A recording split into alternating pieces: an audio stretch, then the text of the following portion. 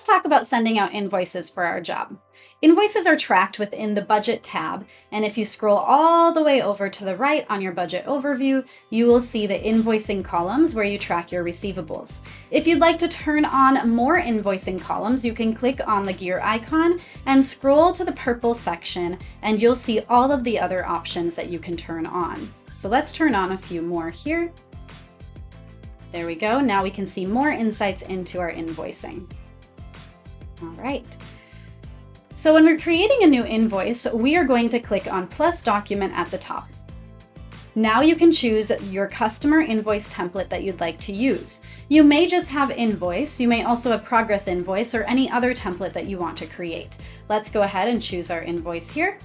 Now you select which items on your budget you'd like to invoice for, or if you'd like to just invoice based on the whole budget altogether, you can just hop down to the bottom right and put in your percentage. So here, if I just wanted to create an invoice for the 15% of the whole project, I can change that here.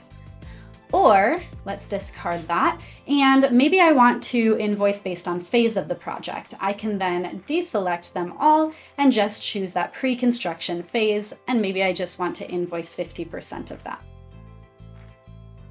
Now you also have the option to invoice by bills and time. So for those of you who do cost plus projects, that might be the better fit for you. So then you can navigate to bills and time, and you can choose exactly which bills or which time that's been tracked in JobTread you'd like to pass on to the customer. In either case, we'll go ahead and do 15% here. When you create the invoice, you'll notice that you have a full invoice document. Now this is where you can adjust that document before you send it off.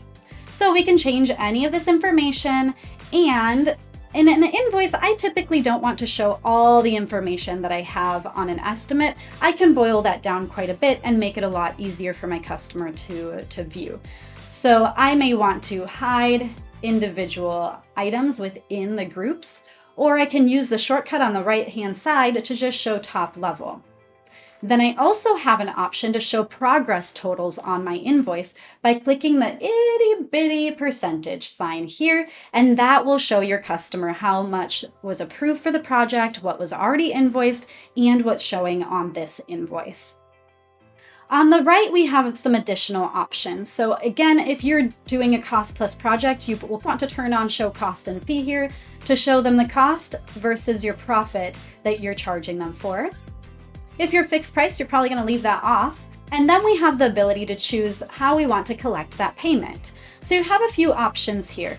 One in this case is showing the QuickBooks Online Pay Now button. So if you'd like to collect payment through QuickBooks Online, you can turn this on, and that way it will show a Pay Now button on your invoice to your customer. They can click that button and it will open up this invoice in QuickBooks where they can apply the payment. If you do turn this on, you do have the option to accept ACH bank transfer and or credit and debit card when doing so. Another option is to allow your customers to pay via JobTread. And if you'd like to do so, you can choose between two of our payment processors. Our payment processors can be found in our settings. So let's go ahead and save this invoice first, and then we'll head to our JobTread settings, and then we'll go to our Integrations tab. Here's where you can see our two payment processors. One of them is Evo, and you can read and learn more information about Evo here. The other payment processor is Stripe Payments down here at the bottom, and you can read information about them as well. And then you can choose which payment processor you'd like to use. Once you set up the integration with either of these payment processors, you will see the option in your invoice. Go into that job, find that invoice. Perfect. You'll see the option to turn on the collection for credit or debit card or ACH bank transfer on each individual invoice. That way, when you send this out to the customer, they will have the option to then pay directly through JobTread. Once we're ready and we've decided how we would like our customers to pay, we can then go ahead and send this out to the customer. Here we go. We don't need a signature. We just want them to submit their funds. So let's go ahead and send it out. And now you'll see that it is an open invoice. At this point, your customer will be able to come into this document, and if you're using one of our direct integrations, they can pay directly on the right. Otherwise, they will see a Pay Now button to go to QuickBooks to pay. Let's go ahead and mark this as paid manually.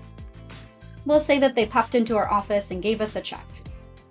Okay, we'll click Save, and now you'll see it's paid in full. So if we go back to our budget and scroll to the right, we find that invoicing section. Now you'll see how much was approved, what has been invoiced already, what has been collected, and what is left to be invoiced. So as you continue sending out invoices, you'll be able to track it here. Also, those invoices will be found in that Documents tab, so you can keep track of them as well. If you have any questions, please contact your customer success manager or email support@jobtread.com, and we'll be sure to help.